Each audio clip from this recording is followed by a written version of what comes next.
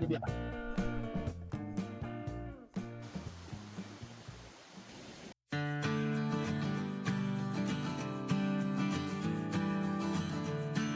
Hello mọi người, chào mừng mọi người quay trở lại với kênh của mình nhé mọi người. Hôm nay thì hai vợ chồng sẽ quay video cho mọi người xem một buổi đi cải thiện thức ăn cho gia đình.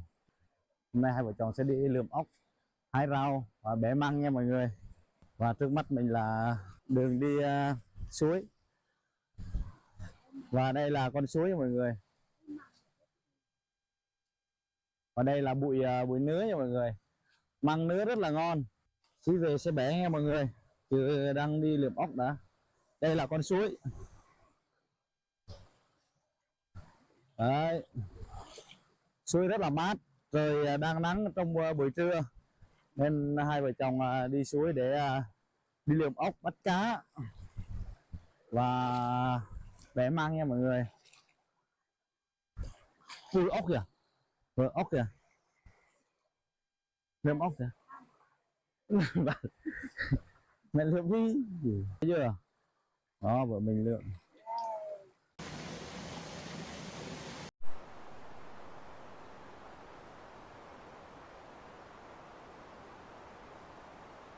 Vợ mình đang đi mò ốc. Ở đây thì phải mò chứ hôm qua mới mưa hơi đục tí. Đấy, suối hơi đục nên phải đi mò như thế. Ốc nhưng mà nhỏ nè. Này, ốc nhỏ nè.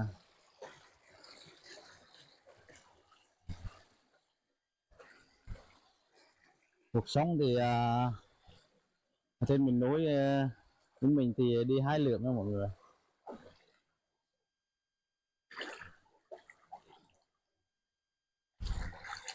Về từ lần nè. Đó.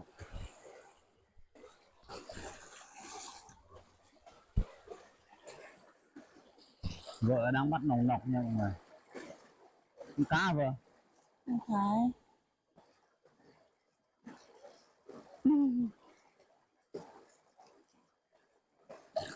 Đây. Thấy chưa mọi người? Cá.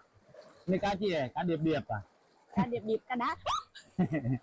Cá đá. Chết chưa? Chưa.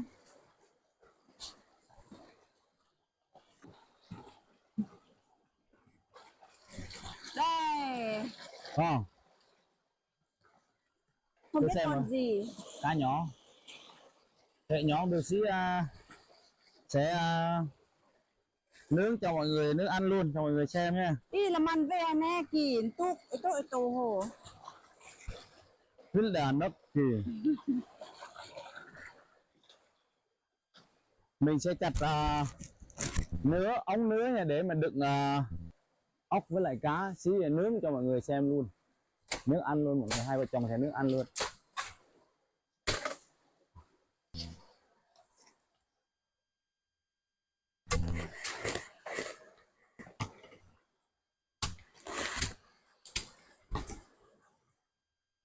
Còn nào hề Không có mằng.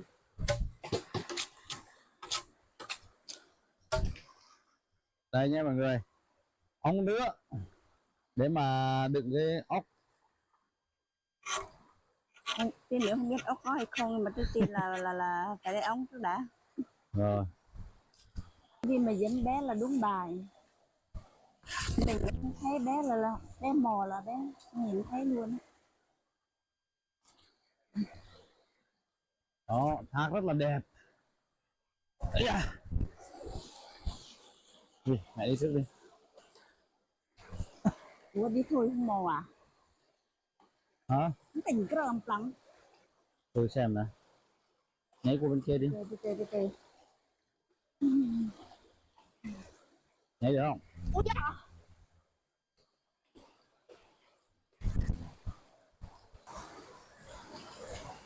Đây thác nha mọi người. Wow, mát mẻ. Rồi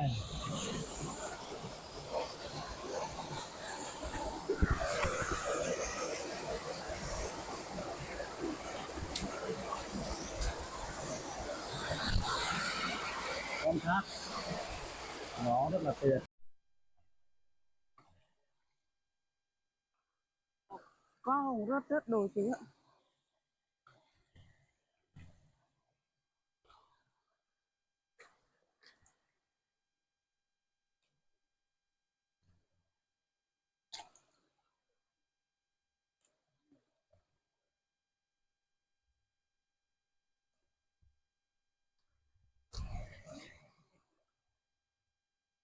Mà dâm quậy.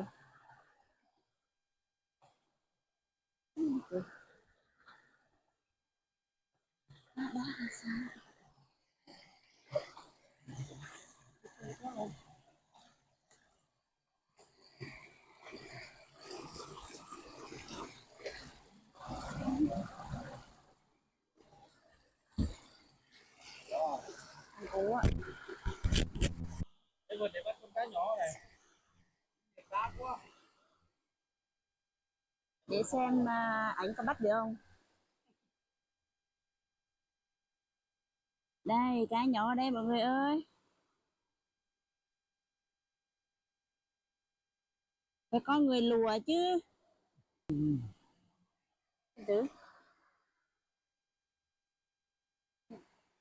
Có không? Ủa? Đâu trời.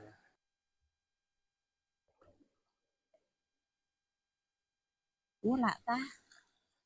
Không có con nào vô luôn. Rồi, con nào chưa? Được một con.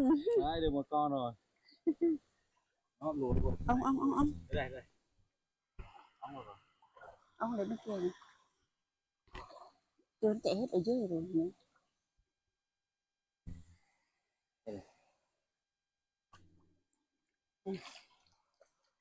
Nhiều lần nỗ lực thì Bé 49 lần.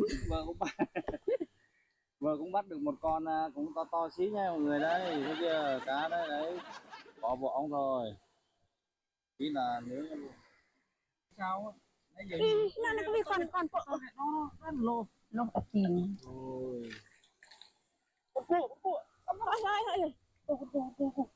Này con mẹ con đấy. đấy cái cua này Ồ, con đi à? đó đây. Bà bắt đấy, bà bắt Ừ. rồi im nó bắt được rồi Con ấy. cắm ống này nữa nè, con cua đây mọi người, cua suối này. Con cua suối rất là to. Thì phải bắt lại chỗ này này. Còn nhiều cá mà. Đấy, bé càng như thế này, có càng vô ống. Chứ cái này không to đâu có bộ vô ống được đâu. Đó, một con cua xong biến xong rồi. Đây mọi người, hai vợ chồng đi lượm ốc mồ hôi một cái hết trơn rồi, mà ốc thì chưa thấy.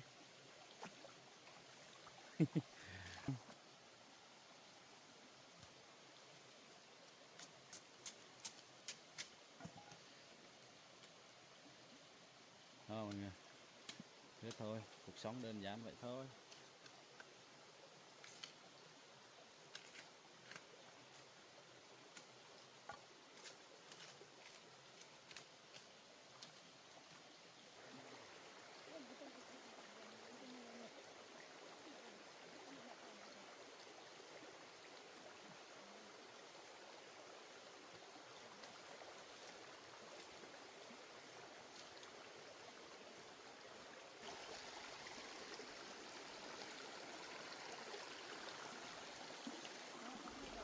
Lo bắt cá mà quên lượm ốc luôn.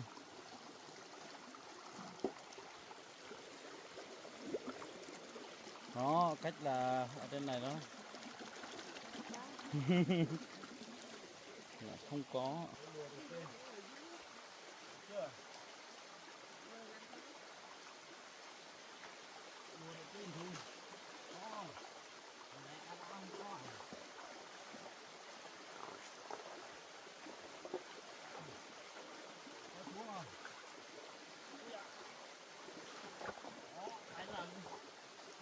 Trời, chạy xuống nữa. Có chứ. Chưa? có đá không? Lạ này. Không có luôn à? Lạ này. Nhìn dưới nó không thành chạy thôi nhưng mà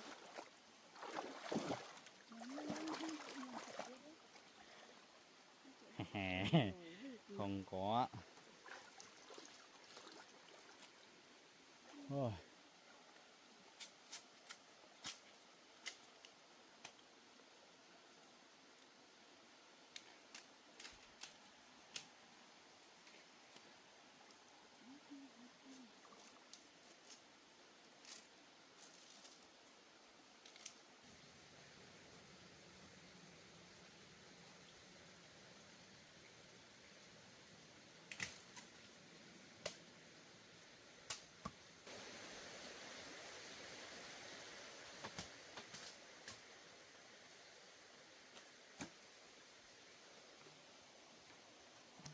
Ống để ốc với lại cá.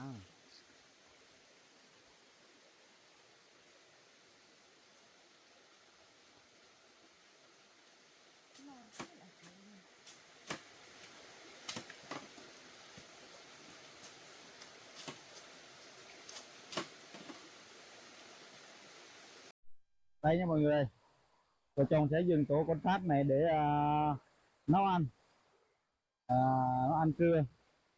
Đây, vợ thì đang rửa măng.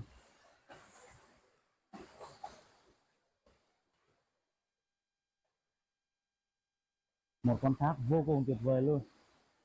Còn nhiệm vụ của mình sẽ là đi lấy củi nha mọi người, đi lấy củi để chụp lửa. Củi thì ở đây thì mình sẽ tận dụng cái nứa khô này. Đây này.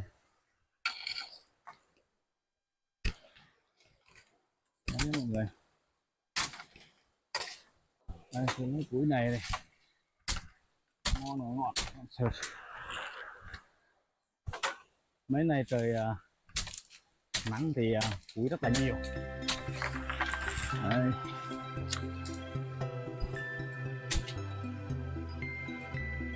Đây. Có củi thế này thì quá đã rồi.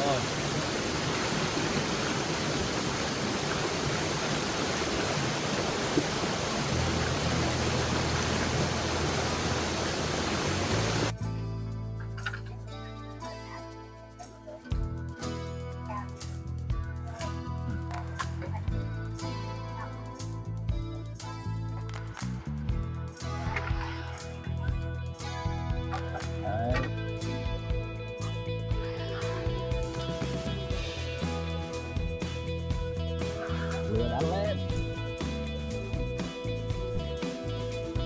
Trong khi thời gian chờ đợi lửa bừng lên thì mình sẽ thử thành quả của vợ chồng để bao nhiêu này. Đây xuống này này.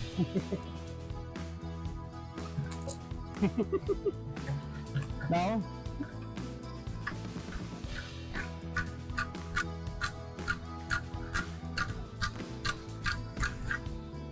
Về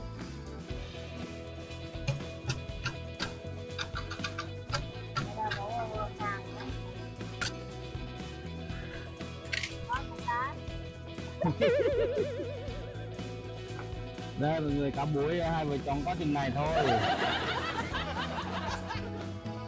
Mình sẽ chặt cái đuôi con ốc này.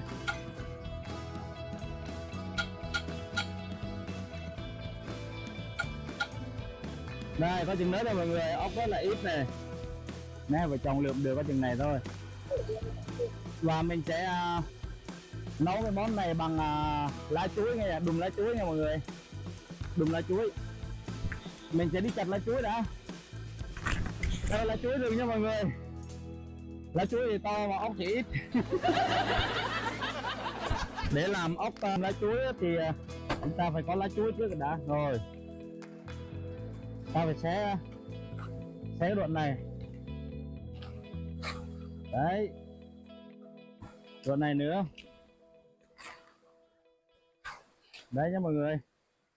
Và ta sẽ để cái đoạn này, và ta không được chặt bớt, không chặt bó này. Xin mọi người xem để mình làm tay cầm cho dễ. Rồi đưa này lên, bỏ thêm nữa. Lá chuối thì chúng ta có thể làm nhiều lớp dày lên, và chúng ta làm to tùy theo cái số lượng thức ăn ta muốn bỏ vào nha mọi người. Hai vợ chồng thì có con ốc rất là ít thì làm nhỏ thôi. Đây nhé mọi người. Đây ốc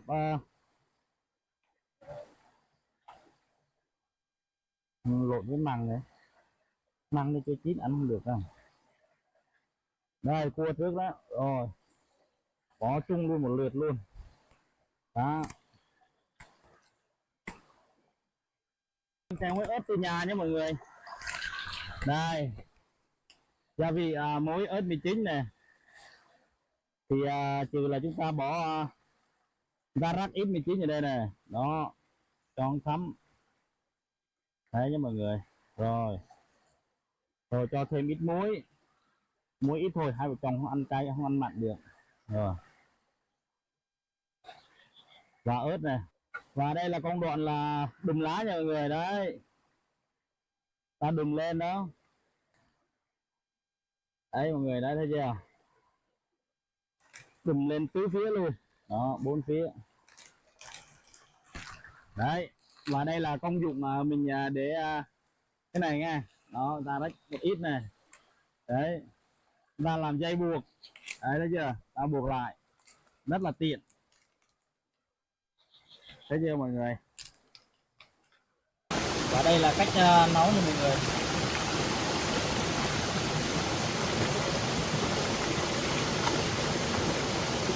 Đó. Ớt này nè.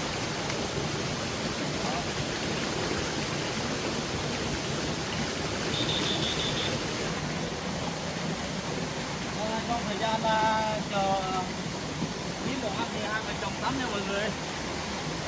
Mát quá.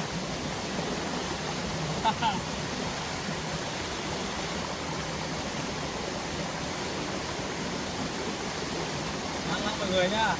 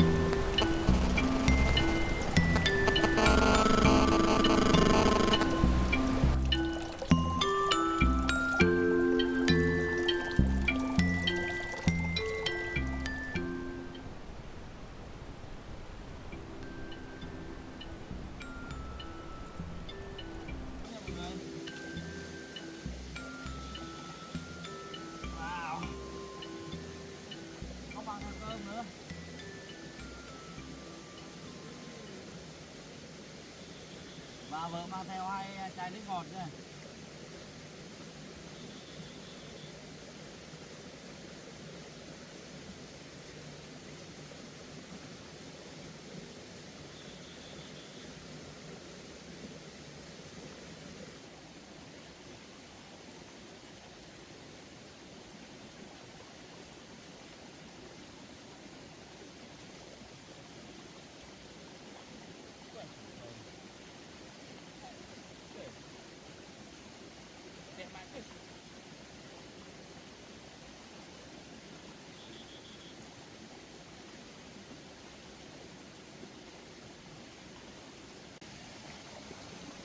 Hiện tại là đã hết cơm, đã hết ốc, chứ còn là thịt chuột.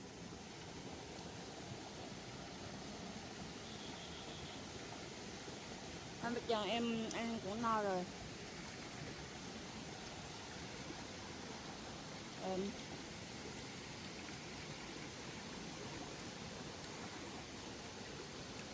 Ăn bằng tay không?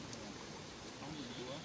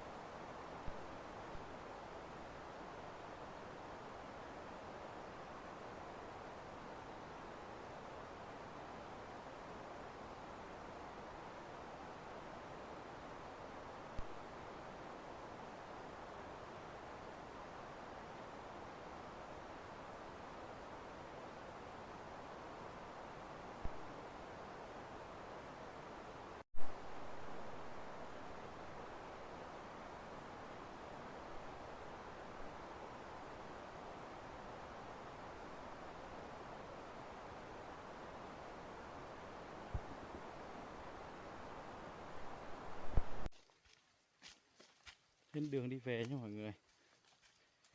Nãy vợ chồng đi đường suối mà đi về thì đi đường mòn. Có đường mòn của bà con họ đi phát rẫy. Đường rẫy đường mòn đó mọi người. Đó. Sau khi ăn trưa xong trưa 2 giờ rồi hai vợ chồng về. Nãy giờ đi tầm 9 giờ. Đẹp.